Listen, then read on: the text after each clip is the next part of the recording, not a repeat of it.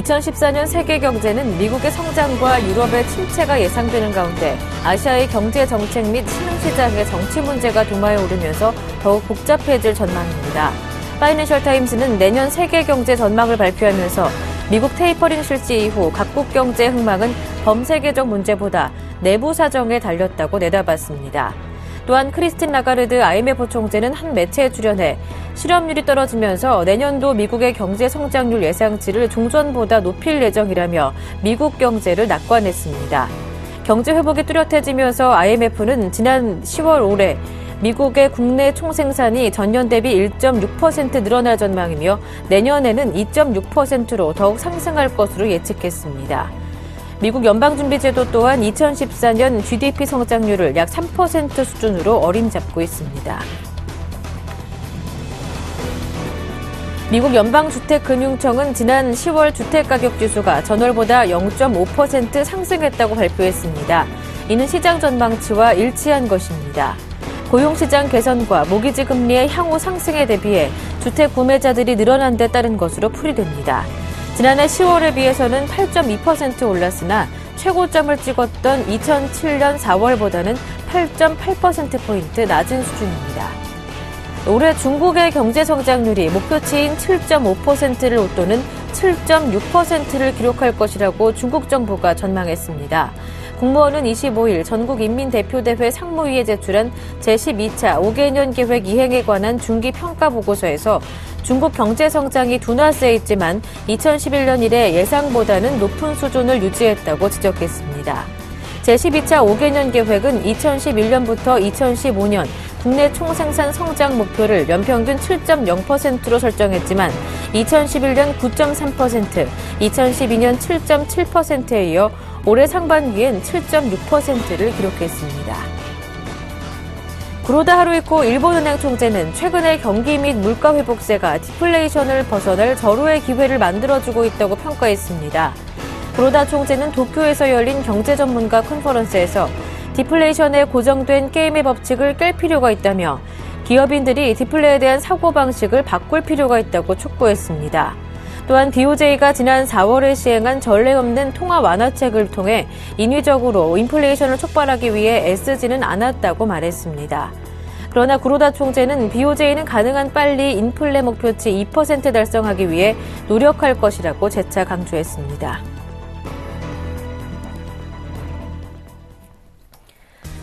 안녕하세요. 굿모닝 대박예감 김보람입니다. 미국이 이제 내년 1월부터 테이퍼링을 실시하겠다라는 발표를 전해드렸던 게 바로 일주일 전 지난주 목요일이었는데요. 그 이후 글로벌 증시 흐름은 굉장히 좋게 나타나고 있습니다. 우려했던 것과는 좀 다르게 반응이 나타나고 있는데요. 미국 증시와 뉴욕 증시, 유럽 증시는 간밤에는 크리스마스로 휴장이었습니다. 그 전일 크리스마스 이브날에는 조기 폐장을 했었는데요. 때문에 거래량은 적었지만 산타랠리는 이어지는 모습이었습니다. 다우지수와 S&P 500 지수가 또 최고가를 경신했고요. 유럽 증시 마찬가지로 상승 분위기를 이어가는 모습이었는데요. 성탄절로 휴장하지 않았었던 일본 증시와 중국 증시 어제 상승 흐름 또 지속되는 모습이었습니다. 일본의 니케이 지수가 16,000을 회복했고요. 또 중국 증시 신용 경색에 대한 우려는 여전한 모습이지만 3거래일 연속으로 상승했다고 하는데요. 크리스마스 전날 국내 증시도 2,000을 보여주면서 마무리가 됐었죠. 오늘 다시 개장한 국내 증시 상황은 어떻게 될 것인지 미리 전망해보는 시간도 마련하겠습니다. 굿모닝 대박예감 지금 바로 출발합니다.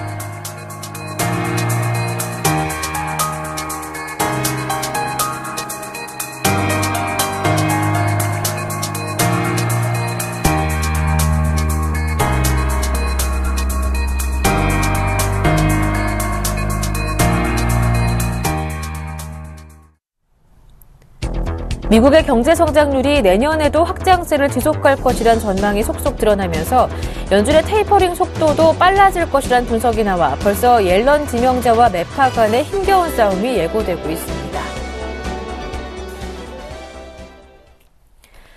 네, 글로벌 이슈 진단으로 오늘 첫 순서 문을 열겠습니다. 레이크쇼어 인베스터스의 이현민 이사님과 함께합니다. 안녕하세요. 안녕하십니까.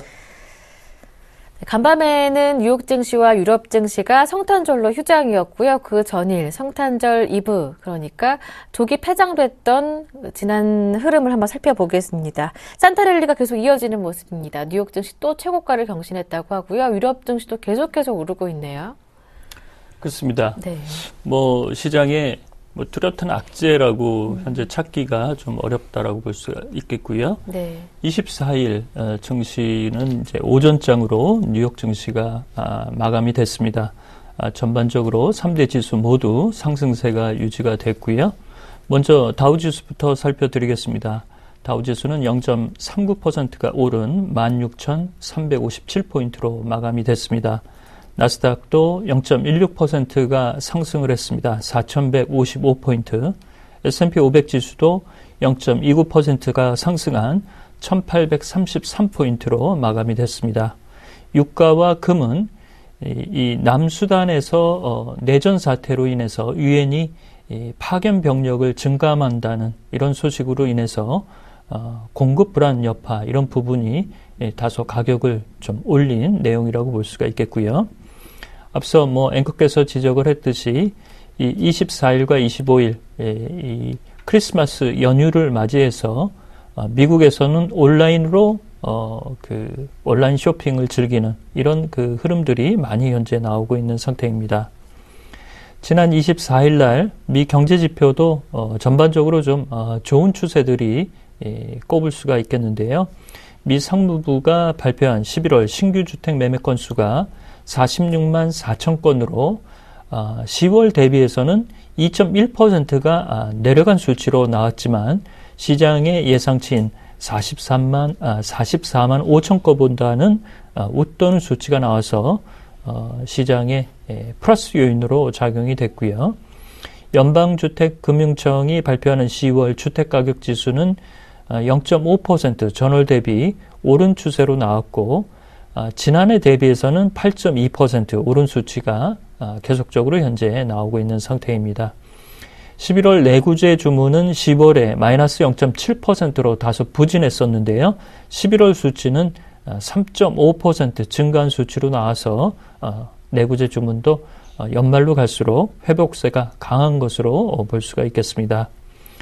유럽 증시는 24일 휴장을 하는 그 내용도 있었고요. 25일 날 연휴를 맞이해서 증시가 안 열리는 이런 그 분위기도 있었는데요.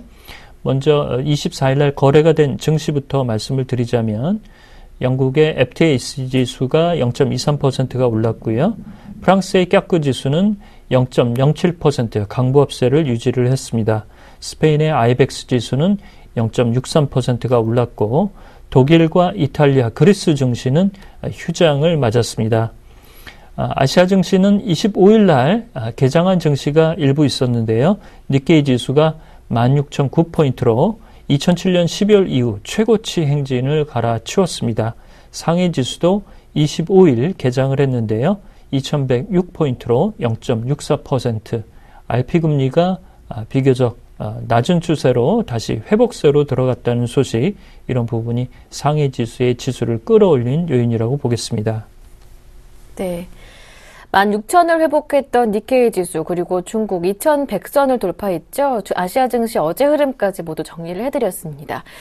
미국의 경제 성장률 내년에도 좋아질 것이라는 낙관적인 전망이 지속되고 있습니다. IMF 총재도 내년에 미국의 경제 성장률 전망치를 상향 조정할 수도 있을 것이다 예고하고 나섰는데요. 이렇게 경기 확장세가 예상했던 것보다 좋아진다면 내년 1월부터 시작이 되는 테이퍼링의 속도도 예상보다 빨라질 수 있을 것이다. 이런 분석이 나옵니다. 그렇습니다. 이게 쉬지 않고 네. 그 자산 매입 프로그램을 계속적으로 줄여가는 네. 이 속도가 좀 빨라질 수도 있겠습니다. 이런 그 분위기가 현지에서 나오는 내용이라고 볼 수가 있겠는데요. 저희가 이번 주였죠. 이번 주 크리스마스 이전에 이 IMF 크리스틴 라가르드 총재가 내년에 미국의 경제 성장률을 2.6 이상으로 낙관한다라는 말씀을 드리면서 전반적으로 유럽 증시나 뉴욕 증시의 버팀목 역할을 하고 있는데요. 또한 이 FOMC 12월 연방 공개시장위원회 이후에 나온 이 3분기 확정치 GDP 미국의 수치가 기록적인 4.1%로 나오면서 내년도에도 경기 확장세가 상당히 강건하게 이어질 것이다라는 분석들이 현재 터져 나오고 있습니다. 이 내년도에 그 FOMC 의결권을 가지고 있는 리처드 피셔 달라스 연은 총재는 지난 12월 FOMC 회의 때 테이퍼링 양적 완화 축소 규모를 200억 달러를 그 제의를 했다라고 얘기를 했습니다. 12월에 그 국채와 미 국채와 모기지 담보보증권을 각각 50억씩 줄여서 현재의 850억 달러 매입 규모를 750억 달러로 줄였는데요. 이렇게 이제 줄인 부분이 내년도부터는 매파 성향의 그 의결권을 가진 그 지역 연방은행 총재들이 많이 들어오기 때문에 이런 부분을 적절히 선제적으로 현재 좀 비껴가는 이런 흐름이라고 볼 수도 있겠습니다. 따라서 내년도 미국의 자신 있는 성장세에 대한 이런 흐름들이 연준의 테이퍼링, 양적 완화 축소에도 다소 변수로 작용할 공산이 커졌습니다. 네, 연내 테이퍼링이 불가능하지 않을까라는 전망이 나왔던 이유 중에 한 가지가 바로 연준 의장의 교체 때문이었습니다. 내년부터 바통을 이어받게 되는 옐런 의장 때문에 결국 연내에는 통화 정책에 변함이 없을 것이다라는 지적이 많았었는데요. 예상했던 것과는 다르게 이 연준 의장 교체 이벤트가 통화 정책에 미치는 영향은 거의 적었던 것 같아요. 그렇습니다.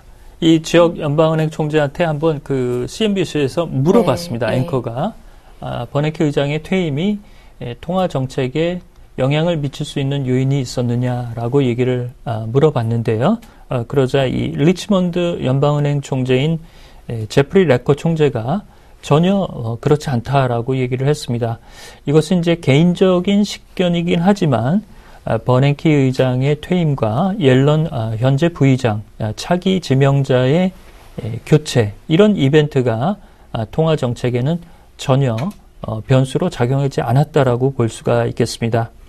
역시 이러한 내용을 분석하는 그 우리 시장의 일부 이제 전문가들의 식견은 다소 문화적인 식견의 고려가 좀 차이가 있는 것으로 볼 수가 있겠는데요. 이런 부분을 이렇게 리치먼드 연은 총재인 제프리 레커 총재가 바로 이렇게 대답을 한 것은 이 차기 수장으로 지명된 옐런 이 부의장이 2004년부터 샌프란시스코 연방은행 총재를 하면서 현재 연준의 부의장을 맡고 있고 연준에서 10년째 현재 호흡을 같이 하고 있고 버냉키 의장은 2006년부터 그 버냉키 의장이 의장으로 취임한 이후에 부의장으로 호흡을 맞춰왔다는 점, 이런 점을 좀 들 수가 있겠습니다. 그렇지만 다소 변수도 있었죠. 12월에 테이퍼링, 양적 완화 축소가 나오지 않을 것이다라는 이런 입김을 흘린 부분이 옐런 의장이 상원 은행 청문회의 발표를 통해서 이 양적 완화 기조를 전반적으로 더 끌고 가야 된다라는 입장을 밝혔고 고용 수치에 대해서는 질적인 개선은 매우 더디다라고 밝힌 바가 있습니다. 이러면서 월가는 내년 3월이 유력하지 않겠느냐 이런 그 영향력을 연준에 좀 행사하려고 많이 노력을 했는데요. 결과적으로는 이 내용이 지금까지는 통하지 않았다라고 볼 수가 있겠습니다. 특히 이제 12월 연방공개시장위원회를 앞두고 그 직전에 발표됐던 11월 고용지표와 비농업 부분 일자리수 아주 우수한 지표의 수치로 발표가 됐죠. 이것이 이제 결정적인 테이퍼링 개시의 결정을 내놓은 배경이라고 볼 수가 있겠습니다. 따라서 내년도에는 이 매파 인사들이 3명이나 의결권이 바뀌게 됩니다. 따라서 현재 비둘기파로 분류될 수 있는 부분은 윌리엄 더들리 연구 의결권을 가지고 있는 뉴욕 연방은행 총재와 그다음에 샌드라 피아날터 클리블랜드 연방은행 총재라고 볼 수가 있겠습니다. 이런 점에서 3월 이제 2월 달부터 그 옐런 의장이 취임을 하게 되는데요. 2월에는 FOMC가 없기 때문에 3월부터 매우 힘겨운 싸움을 이어가야 될 것으로 볼 수가 있겠습니다. 네, 연준 의장 교체 이벤트가 통화 정책에 상당히 큰 변수라고 좀 가늠을 했었던 국내의 잘못된 좀 지적도 있었던 것 같습니다. 결국 내년부터 완전 고용을 주장하면서 이 양쪽 안을 지지하는 옐런 의장과 차기 의장이 되겠죠. 옐런 의장과 또 매파 간의 싸움도 만만치 않을 것으로 팽팽하게 진행될 것으로 예고가 되는 부분이기도 합니다. 네, 이번에는 중국 쪽으로 넘어가 보겠습니다. 중국 정부가 내년에도 부동산 가격을 잡기 위해서 강력한 규제책을 폈는데 힘을 쓰게 될 것이다라는 얘기가 나옵니다. 그렇습니다. 이 부동산 가격이 고삐 풀린 망아지처럼 네. 수그러들 그 기세가 없네요. 이렇게 되자 중국의 현재 주택 건설 부장, 우리나라로 말하면 이제 장관급이 되겠습니다. 장 웨이신 이 주택 건설 장관이 25일 날 기자회견이 있었습니다. 24일과 25일에 걸쳐서 우리 시장의 이 내용이 신화통신을 인용한 보도들이 많이 나왔는데요. 특히 11월 달에 70개 중국의 대도시 주택가격의 평균 상승률을 보면 지난해 대비 9.1%나 올랐고요. 9월에 8.2%, 그 다음에 10월에 8.8%, 이보다도 현재 계속적으로 이 버블 징후가 꺼지지 않고 마지막에 투기적인 이런 양상이 계속적으로 나오고 있습니다. 이러자 장 웨이신 장관이 부동산 가격 억제책을 내년에도 강력하게 이어가겠다라고 얘기를 했는데요. 다만 내년에 주택과 토지 공급을 좀 늘리겠다라는 얘기를 해서 당근과 채찍을 같이 병행할 것임을 얘기를 했습니다. 저희가 이제 지난달에도 중국의 주택 시장과 부동산 시장을 말씀을 드리면서 내년 1분기, 내년 상반기 때 연준의 양적 완화 축소가 개시가 되는 시점에 한머니가 어떻게 움직이느냐, 이 부분이 부동산, 특히 홍콩과 중국의 일부 부동산 가격에 영향을 미칠 수 있다라고 말씀을 드렸는데요. 이 리스크 부담이 일부는 있을 것으로 볼 수가 있겠습니다. 결국에는 연준이 자산 매입 프로그램에 줄이는 속도를 어느 정도까지 속도를 좀 천천히 드라이브 해줄 수 있을 것인가, 이 변수가 내년에 현재 고공 추세를 가져가고 있는 중국의 부동산 시장의 리스크 요인을 가늠할 수 있는 최대 변수라고 볼 수가 있겠습니다. 네. 네, 중국 시장까지 모두 알아봤습니다. 글로벌 이슈 진단 오늘 마련한 순서는 여기에서 마무리하겠습니다. 네, 지금까지 레이크쇼 인베스터스의 이현민 이사님과 함께했습니다. 고맙습니다.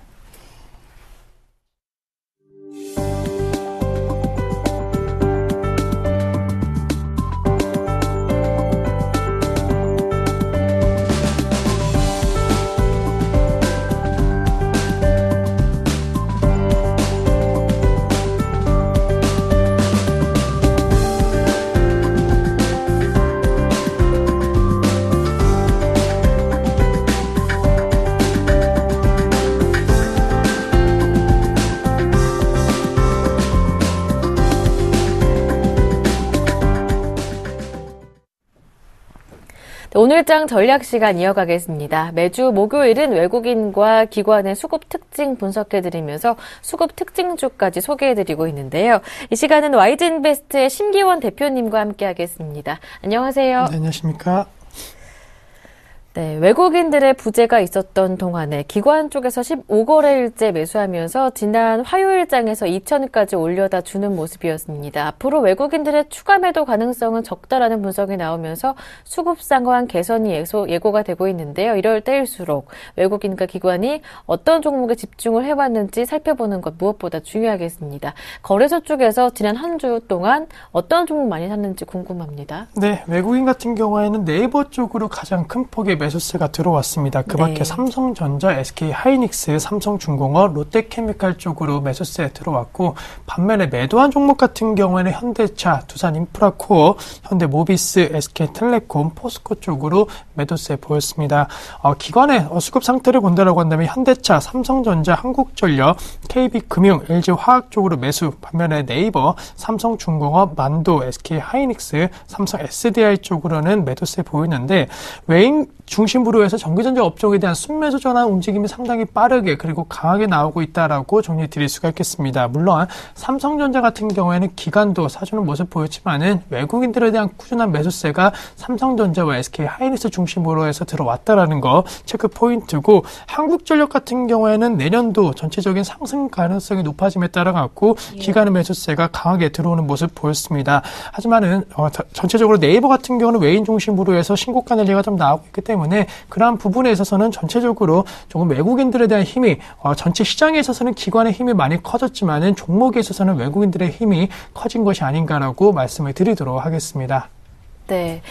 네이버, 지난주에도 말씀해 주셨지만 외국인들의 수급이 계속해서 이어지고 있습니다. 사상 최고가 경신 랠리도 이어지고 있는데 네이버 상승 여력 어느 정도로 보시는지 궁금합니다. 네, 우선 네이버 같은 경우에는 앞으로도 중장기적으로 충분히 가격적인 메리트는 부각될 수 있는 종목이다라고 정리해 드릴 수가 있겠습니다. 계속적으로 고평가의 논란 나오고 있지만은 사실 시총 상위 종목군 중에서 네이버만큼 시장 점유율이 확실하게 갖고 있는 종목이 없다라는 거. 물론 삼성전자가 상당히 강한 점유율을 갖고 있지만은 그 점유율과 관련된 실적 개선폭은 네이버보다는 앞으로 성장성이 많이 둔화될 가능성이 높을 것으로 판단되고 있고 네이버 같은 경우는 그동안 여러 가지 규제 리스크가 상당히 좀 강하게 나왔는데 이러한 규제 리스크가 완화된다라고 한다면은 무엇보다 다양한 사업군이 거의 다 형성이 될 수 있을 것으로 판단되고 있기 때문에 라인 효과는 이제 막 시작이다라는 것을 한번 생각해 보시면서 지금이라도 매수하신 다음에 중장기적인 전략 갖고 가신다라고 한다면 충분히 75만 원대 이상에 대한 80만 원대 목표가 가능하다라고 말씀을 드리도록 하겠습니다. 네, 지난 화요일장에서도 75만 원대 뛰어넘으면서 최고가를 다시 한번 쓰는 모습이었습니다.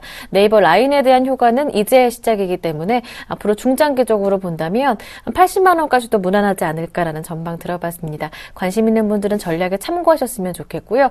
거래소 쪽 먼저 확인을 해봤습니다. 이번에는 코스닥 시장으로 넘어가 보겠습니다. 외국인과 기관 어떤 종목 관심을 뒀나요? 네, 코스닥 같은 경우에는 동서 쪽으로 매수세 들어왔고 CJ ENM, 메디톡스, SM, 컴투스 같은 종목 쪽으로 매수세 들어오는 모습 보였습니다.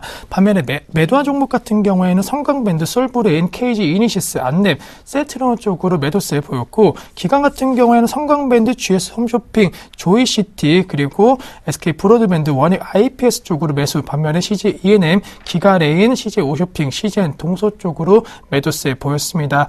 CJ ENM에 대해서 외국인과 기관의 시각이 엇갈리고 있다라는 거 알 수가 있는데 사실 급락 이후에 CJ ENM 여러 가지 좀 가격적인 메리트가 발생되고 있다. 하지만 기관 중심으로 해서는 여러 가지 루머석과 관련된 지속적인 매도세가 나오고 있다라는 거 체크해 보실 필요 있을 것으로 판단되고 있고 무엇보다도 전체적인 시간만 놓고 봤을 때 외국인들 국내 엔터주 관련된 종목에 대한 매수세가 조금 강하게 들어오고 있는 모습 보이고 있습니다. 사실 연말이라고 한다면 이 놀자주에 대한 관심도가 많이 높아질 수가 있는데 그러한 종목군들 사실 시장의 관심보다는 약간 상승세가 상당히 강하게 나왔다라는 거, 뭐 여기에는 없지만은 파라다이스 종목 쪽으로는 꾸준하게 연말 들어서 우상향에 대한 패턴 강하게 나오고 있기 때문에 조용한 상승 흐름, 외국인들에 대한 수급이 강하게 들어왔기 때문이다라고 정리해 드릴 수가 있겠고 게임 관련된 종목 위주로 NC소프트에 대한 추세적인 상승 흐름과 함께 모바일 게임 관련된 업종군들 4분기 무엇보다도 신작 게임 출시 효과 기대감 속에서 주가가 하락이 아닌 상승 쪽에 무게 두는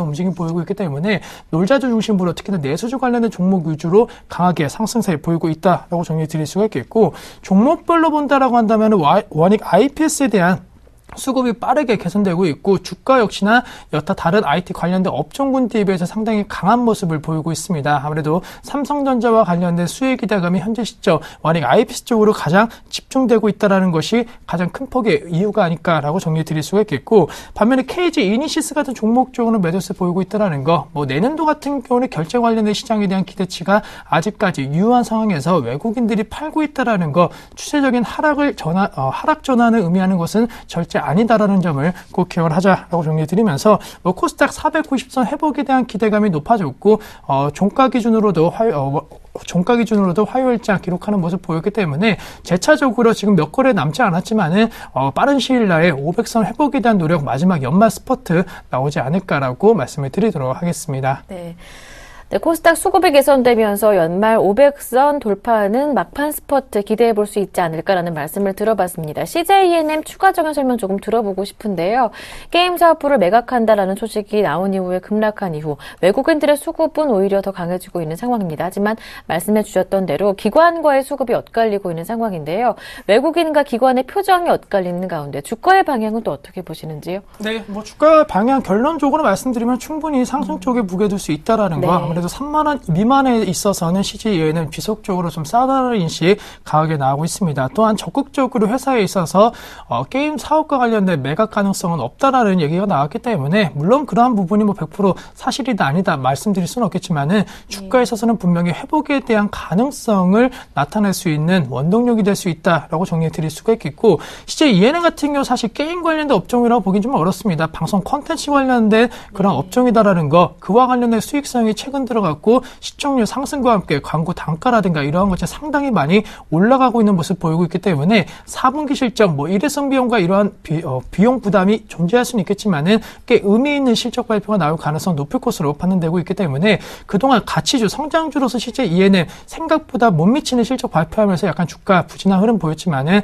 4분기 그리고 내년도부터는 괄목할 만한 성장성 보일 수 있지 않을까라고 정리해 드리면서 제가 개인적으로 기관 시각보다는 외국인 시간에 좀 더 초점을 맞추자라고 말씀을 드리도록 하겠습니다. 네, 게임 사업부 매각 설이었습니다. CJEN 측에서도 사실 무근이다 밝혔었고 이제 매각에 대한 가능성도 희박하다라는 기사가 나오고 있는 상황인데요. 수급을 본다면 외국인들의 수급이 이어지고 있다는 데 초점을 두면서 앞으로 상승 가능성에 무게를 두자라는 말씀까지 들어봤습니다.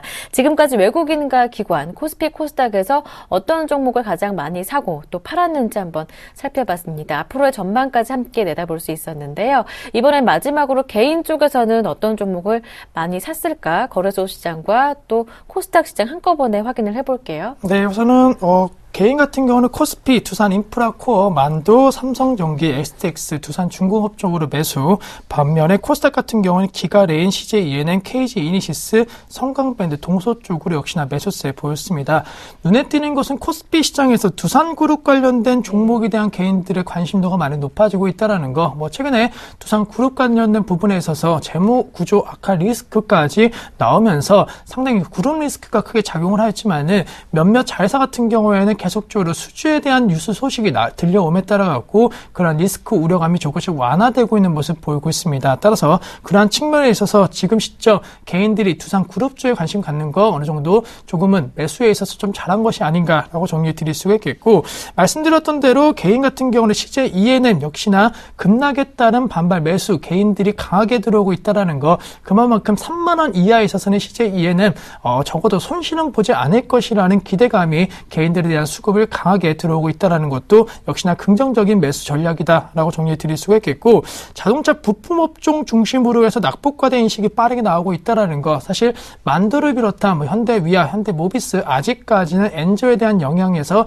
크게 벗어나고 있지 못한 상황입니다. 따라서 이 종목 자체적으로는 펀더멘털이라든가 이러한 부분이 상당히 개선될 가능성이 높겠지만은 엔저에 관련된 달러와 강세 움직임이 강하게 나온다고 한다면 상대적으로 엔저 양상은 앞으로 당분간 지속될 가능성이 높을 것으로 판단되고 있기 때문에 큰 폭의 하락은 하지 않더라도 시장 대비 초과 수익률을 노리기에는 상당히 환해적인 리스크가 존재한다라고 정리해 드릴 수가 있겠고 코스닥 시장만 놓고 봤을 때는 역시나 앞서 말씀드린 KG이니시스 전체적으로 외국인 중심으로 해서 수급은 안 좋지만은 내년도 결제 관련된 시장에 대한 모멘텀 그리고 무엇보다도 KG이니시스가 갖고 있는 1등 프리미엄은 내년도에도 지속될 가능성이 높을 것으로 판단되고 있습니다. 또한 정부 정책 역시나 이 결제 관련된 모바일 결제 관련된 종목군들이 영업을 하기 좋은 그런 영업 환경을 만들어주고 있고 소비자들 역시나 만족도라든가 그리고 사용력 빈도가 상당히 많아지고 있고 금액적인 측면에 있어서도 소액 결제가 아니고 이제는 어느 정도 큰 금액이 결제될 수 있는 시장이기 때문에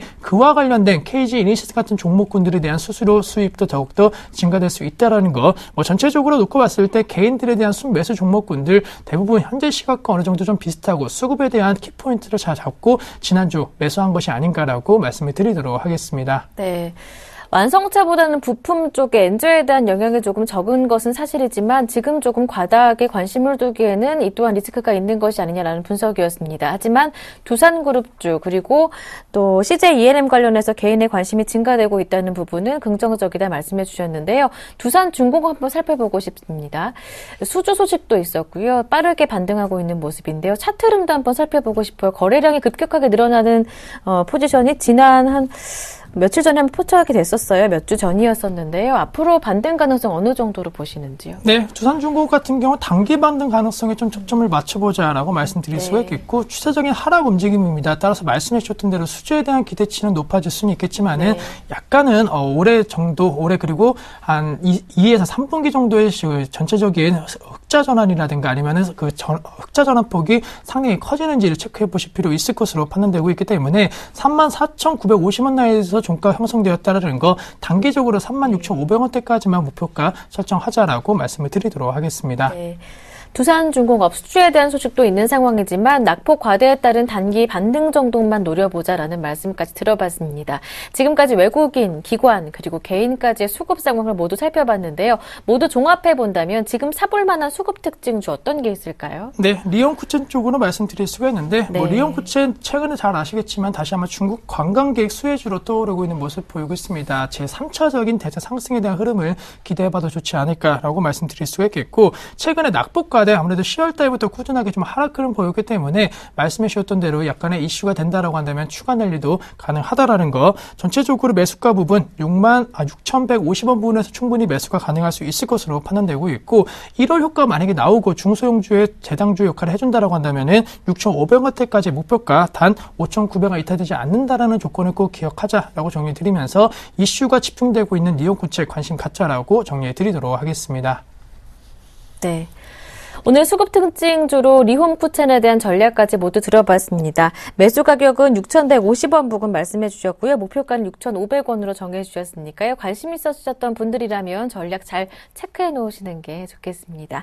네, 지금까지 YG인베스트의 심규환 대표님과 함께 오늘장 전략 꾸려봤습니다. 고맙습니다.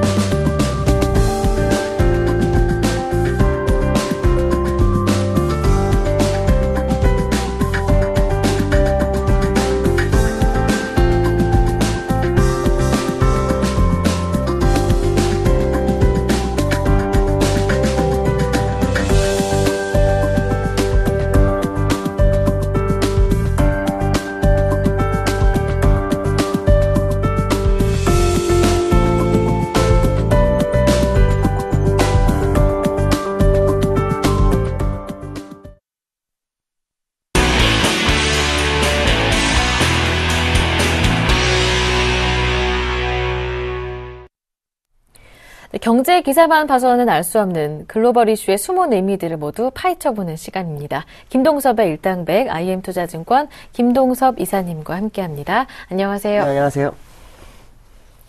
네, 일당백 바로 시작하겠습니다. 첫 번째 라운드 출발하죠.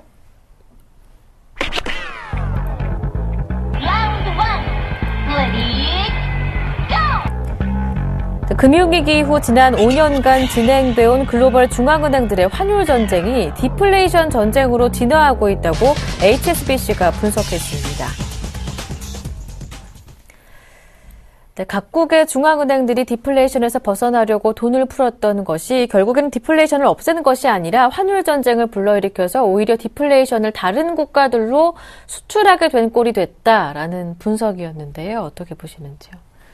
디플레이션이라는 것이 이제 통화 완화책, 통화 전쟁의 또 다른 버전으로 이제 받아들이고 있다는 거죠. 이것이 이제 시장의 좀 문제로 다가오는데, 문제는 뭐냐면 양적 완화를 하는 나라 입장에서는 통화를 약세로 끌고 가죠. 대표적인 게 엔저가 되죠. 또 달러의 약세.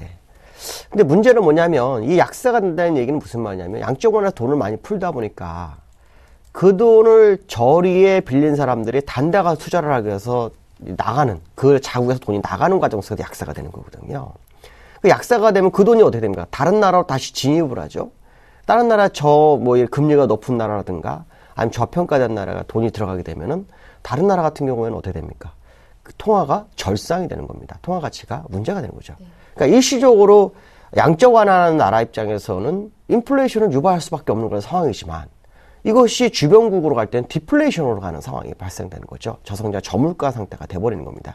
그러니까 결국에 와서는 이 양적 완화를 한 나라들이 디플레를 수출하는 상황이 됐다. 그래서 이 디플레가 전 세계 시장을 발목을 잡을 것이다라는 것이 현재의 시각인데요.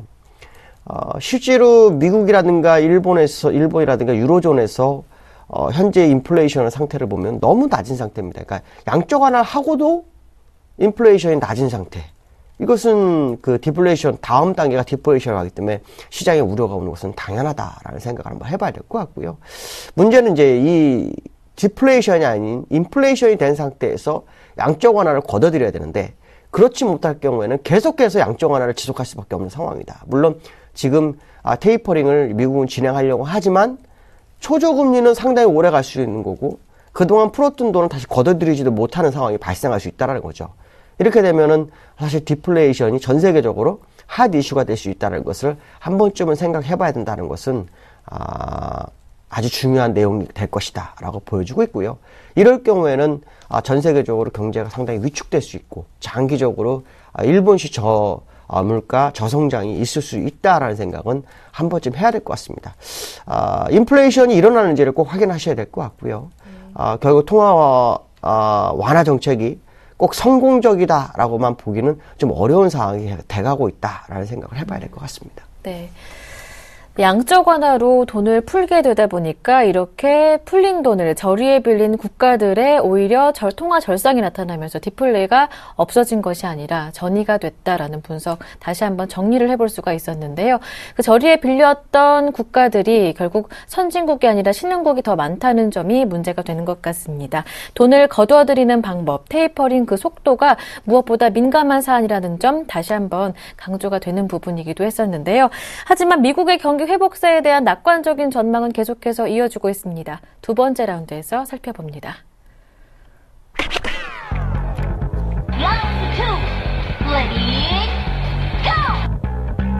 시장 조사업체인 IHS 글로벌 인사이트가 미국의 경기 회복 모멘텀이 잇따르고 있다며 내년은 최고의 해가 될 것이라고 낙관했습니다. 네, 현재 미국의 경기 상황, 일자리가 늘어나고 있고 또 투자 심리가 개선돼서 가계 소득과 자산 가치가 계속해서 늘어나고 있다라는 긍정적인 분석이었습니다. 2014년 내년은 미국의 최고의 해가 될 것이다. 이런 아주 낙관적인 전망이었는데요. 현재의 지표로 보면 가능성이 굉장히 높습니다. 저금리 유지가 되고 있죠.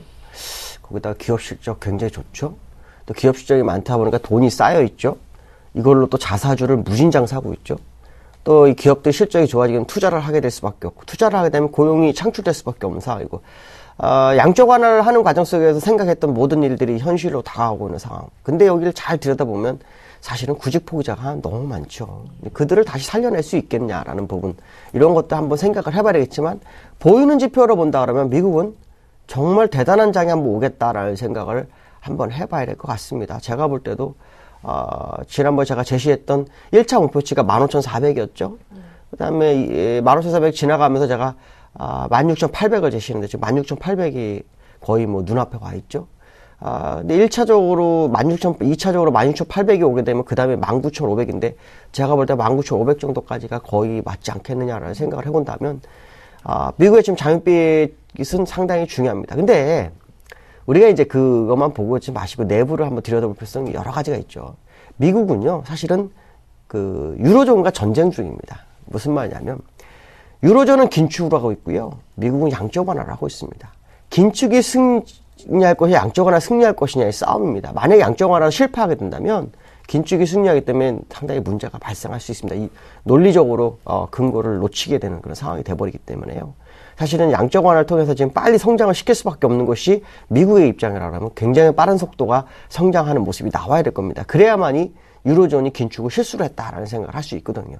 근데 만약에 양적 완화 실패가 난다면 긴축이 성공적으로 되는 건, 그러니까 긴축이 정답이었다라는 생각을 할 수 있다라는 거죠. 이런 부분에 있어서도 경제학적으로 굉장히 어떤, 유로존과의 싸움을 하고 있는 상황이기 때문에 아마도 지금 경제의 어떤 성장을 더 표현을 하고 더 잘할 수밖에 없는 상황이 바로 그러한 이유도 좀 있다라고 판단을 해야 될 것 같습니다. 미국은 제가 볼 때는 2014년도 최고의 가능성이 높습니다. 근데 그 최고해가 아마 테이퍼링이 끝나는 시점 정도까지일 확률을 좀 열어두고 보셔야 될 것 같고, 금리 인상에 대한 얘기가 나오는 시점부터는 아닐 확률이 굉장히 높다. 무슨 말이냐면 유동성이 공급은 줄어드는 정도까지는 주가가 굉장히 상승할 거고요. 유동성을 회수하는 단계에서는 아닐 것이다 라고 판단한다면 이 미국이 2014년도는 최고의 성장을 하겠지만 금리 인상이 시작발점에 나오기 시작한다면 그때는 주의를 기울여야 된다라고 말씀드릴 수 있을 것 같습니다. 네. 네, 경제 지표의 표면적인 부분만 본다면, 보여지는 부분만 놓고 본다면 일단 다우는 19,500까지 한번 오를 수도 있을 것이라는 전망이 나왔습니다. 하지만 경제 지표가 이렇게 좋게 모양새를 나타나고 있는 부분, 유로존의 긴축과 미국의 양적 완화 정책 가운데 패싸움에 대한 결과가 아닐까라는 분석도 나왔고요. 이러한 미국 증시의 상승세는 결국 금리 인상 시작 전까지가 될 수도 있을 것이다라는 전망 한번 들어볼 수 있었습니다. 두 번째 라운드 여기서 마무리하고 고요. 마지막 세 번째 라운드 함께합니다.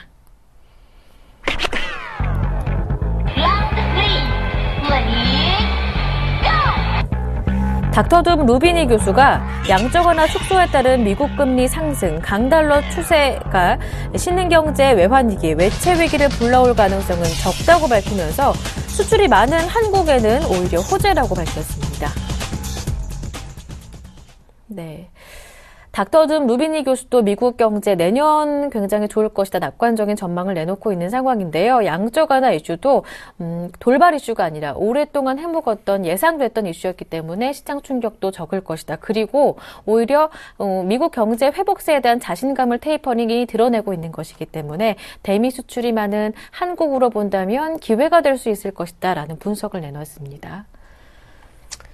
올해 한 해를 되짚어 본다면 네. 테이퍼링은 우리한테 호재가 될 확률이 굉장히 높습니다. 루비니 교수가 말한 것처럼. 왜냐하면 올 한 해는 우리나라한테 악재 투성이었습니다. 아마 여러분도 다 아실 겁니다. 북한 개성공단 문제가 아주 커지면서 시장이 일단 굉장히 어려웠죠. 1월 달에는 수급적으로 6월 달까지 1월부터 6월까지 뱅카드 물량이 엄청나게 빠져나가면서 수급액의 악재가 있었던 부분이 있었죠. 거기다가 엔화가 갑자기 약세가 되면서 일본 주가는 급등하면서 우리나라는 완전히 왕따를 당하는 그런 상황이 있었죠. 그다음에 새 정부가 들어서면서 한국은행과의 정책적 조율의 실패가 처음에 있었죠. 물론 서로 잘하고 있다라고 했지만 시장은 그거를 받아들이지 못했던 부분도 있었습니다. 그것이 이제 시장에 굉장한 어려움을 가져왔던 그런 시기였죠. 제가 이 말씀을 드리냐면 그렇게 어려운 시기 중에서 시장의 호재로 다가온 것이 바로 벤 버너키 의장의 테이퍼링 가능성 제기가 시작되면서 한두 달은 상당히 어려웠지만 결국에서는 외국 자본이 테이퍼링이 됐을 때 피신할 수 있는 나라가 어디겠느냐라는 얘기가 나왔죠. 그러면서 그 당시 인도네시아는 이머징 마켓에서 디폴트 위기 가능성이 제기됐지만 우리나라나 대만과 멕시코만큼은 경상수지 흑자가 되면서 또 한머니가 들어오지 않았고 대미가 수출이 많았기 때문에 미국의 경제가 성장한다고 수출이 굉장히 늘을 것이다라는 기대감이 자극되면서 우리나라가 2000포인트대 다시 올라온 아주 좋은 계기가 됐습니다. 근데 그 이후로 테이퍼링이 또 지연될 거다라는 생각이 시장을 자극을 했고 그러면서 우리나라는 또 답보 상태였는데 테이퍼링을 하겠다고 결정이 났죠. 그렇다면 이제 우리나라가 호재가 되지 않겠느냐. 그렇다면 테이퍼링이 진행되는 그 순간까지만큼 우리가 호재라면 2014년도 우리나라에 상당한 호재가 될 수 있지 않겠나라는 생각을 해봐야 될 것 같고요. 그 다음에 중요한 것은 우리나라 수급이 이 FMC 회의를 전후해서 변화가 들어오기 시작했다라는 겁니다. 첫 번째, 우리나라 시장에 가장 그 문제가 되는 것은 뭐냐면 우리나라는 웹도덕 장세를 항상 연출합니다. 선물이 현물을 끌고 가는 장세죠. 거기에 가장 중요하게 작용하는 사람이 외국인들입니다. 이 외국인들이 테이퍼링 FOMC에서 테이퍼링 전후에서 결정 전후로 해서 약 16,000개 정도 순매수를 했는데 주가를 끌어올리지 않으면서 순매수를 강력하게 하고 있습니다. 그래서 월요일 날도 그랬고 지난주 금요일 날도 했고 한 5,000개 이상을 매수를 하는 모습이었죠. 그러면서 현물은 거의 내다 팔지 않는 모습을 보였습니다. 두 번째로 우리나라 기관들의 행보인데요. 기관들은 항상 저가에 매수하고 고가에 매도하는 전략 구사합니다. 그렇다고 뭐 완전 고가에 파는 거나 완전 저가에 파는 건 아니죠. 내려올 때는 계속 받아주고 올라갈 때는 계속 팔고 이런 모습인데 지금 2050부터 계속 내려오면서 계속 받았습니다. 1950까지. 지난번에 외국인 들어올 때는 1800대부터 매도를 했던 기관들의 모습이라면 한 단계 더 업그레이드된 장을 원하고 있다라는 기관의 모습이 나타나는 것이 아니냐라는 부분. 거기다 지금 프로그램 매수가 상당히 시장에 자극을 주고 있는 그런 상황을 본다면 지금은 시장이 힘을 축적하는 그런 에너지 축적을 가져가고 있다. 결국 테이퍼링이 진행되면서 우리나라 시장이 상당한 상승을 할 것을 미리 알려주는 것이 아닌가라는 생각을 하면 될 것으로 예상이 되고 있고요. 미국이 만약에 정말 경제가 성장돼서 2014년도 최고 해가 된다면 우리나라도 못지않은 해가 될 수 있다라는 생각을 한번 해봐야 될 것 같습니다. 네. 2014년 내년 한 해 한국 증시 테이퍼링이 오히려 기회가 될 수 있을 것이다. 호재가 될 수 있을 것이다. 라는 전망까지 함께 들어볼 수 있었습니다. 그런 말씀 가운데 1월 효과에 대한 기대감도 조금 더 높여갈 수가 있었습니다. 네, 지금까지 IM투자증권의 김동섭 이사님과 함께했습니다. 고맙습니다. 네, 감사합니다. 네, 굿모닝 대박예감 목요일 순서 여기에서 마무리하겠습니다. 오늘 출발하는 목요일장도 서울경제TV와 함께 하시길 바랍니다. 저는 금요일 아침에 다시 올게요. 행복한 하루 보내세요. 고맙습니다.